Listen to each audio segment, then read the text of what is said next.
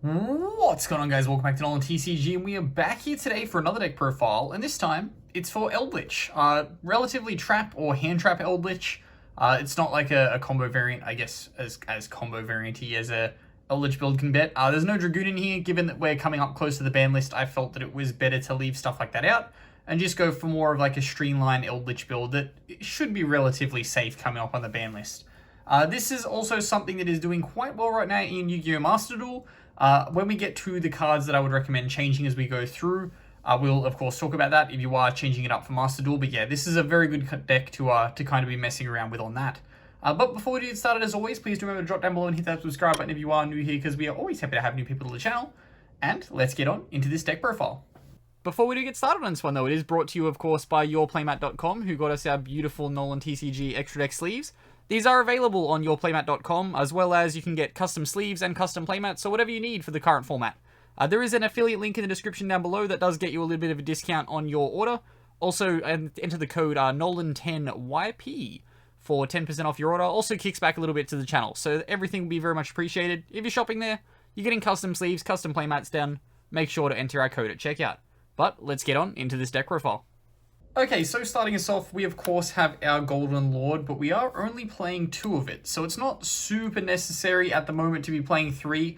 Ice Dragon's Prison isn't something that's massively relevant in the format, simply because the one deck that it's good against in our Lyrolosk kind of bird deck, we'll just keep playing through it. So there's no real point for people to be playing IDP at the moment, so you don't have to stress about playing the 2 copies of Lord. I mean, IDP is something that's getting thrown around. IDP. Yeah, if IDP is getting thrown around quite a lot at your locals, I would probably recommend bumping up the Golden Lord to 3. Last thing you want to do is have your opponent take the one from grave to rip the one from field, and then you just lose the game. You just have to scoop from that point. Do make sure as well when you're resolving your Sanguines and things like that, try and play with the 1 as much as possible. Only get the second one out when you really need to try and push for game. That then does bring us now to our hand trap line, and of course we are playing the 3 copies of Ash Blossom and Joyous Springs because it is super generic. And then after that we have the 3 copies of Effect Veiler. Again, super generic card, very good in the current format. Then we go into our spell line, our draw spell of choice for this build. I've decided to go with 3 copies of Pot of Prosperity. You can change up the extra deck a bit if you want and just play the Pot of Extravagance. Honestly, it's probably the better build.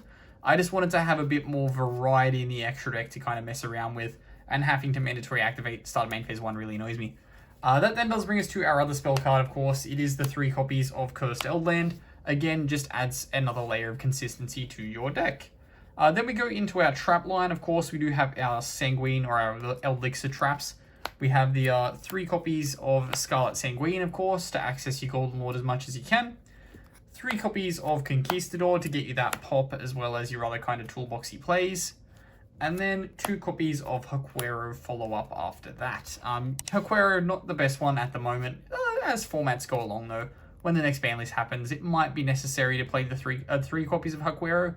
Maybe you can find some kind of interaction with Brave that it could be good to get rid of the Wandering Griffin Rider with the Haquero, and that way it'll turn off that package. Pretty much full stop. And then we go into the rest of our line. So of course we have the 3 copies of Infinite Impermanence to start us off for our trap lineup. Again, just a targeted hand trap that just kind of dodges around a lot of things that are prevalent in the current format.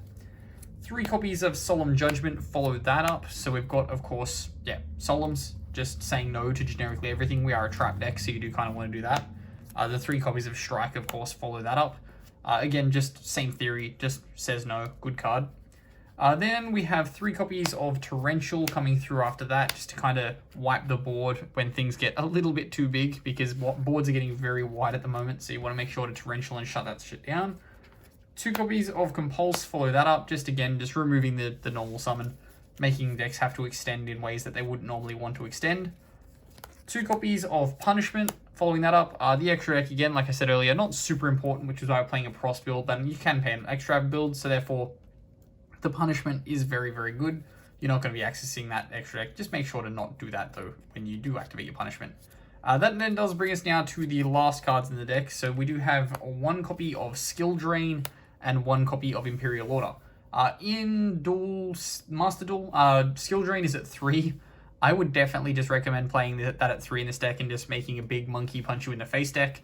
Probably would cut the 2 copies of Compulsory Evacuation Device to fit in the 2 copies of Skill Drain. Although Compulse is a relatively cheap card in Master Duel, so it is something you can do to get started. But yeah, we'll get through to the extra deck now. Okay, so next off we have our extra deck, and of course starting us off we have our Entis line. Of course it's for our punishment, so we're just going to get that double pop whenever we can. So punishment, send Entis, pop pop. We have the 1 Zeus because we do play a couple of ways to get very beefy Zeuses out of the extra deck if we just want to kind of sit on that for a little while and control while we draw into fresh cards.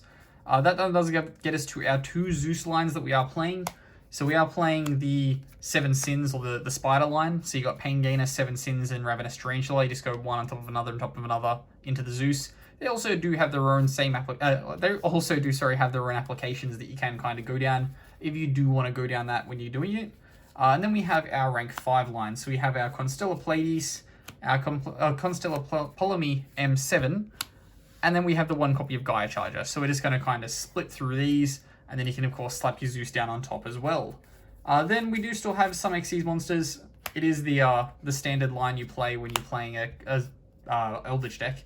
So you just have the burn, and then big damage relieve. This is typically all you'll ever really use as like summoning out of your extra deck, simply because you can do a lot of work with the Entis. And then that does get us to our Link line though. So we do of course have 1 copy of, I've put the wrong card in this extra deck. This should be a Link Spider. I don't know why I grabbed the Link Reaver. I've definitely just grabbed the wrong card out of the extra deck.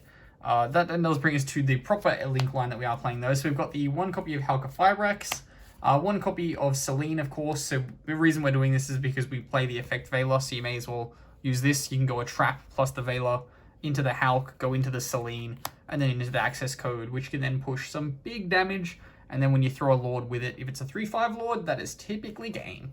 But that does wrap us up here for the deck profile for this one. So as always, if you do have any recommendations or things you would change, do make sure to comment them down below. Again, comment below if you have any changes that you've made to this list for Yu-Gi-Oh! Master Duel, if that is something that you are messing around with. Who knows, I might actually have the Master Duel profile at the end of this, so you can kind of have a look at the whole thing, see what the costings are and all that kind of other jazz. But yeah, as always, I've been Ben from NolanTCG, and have a good afternoon, everybody.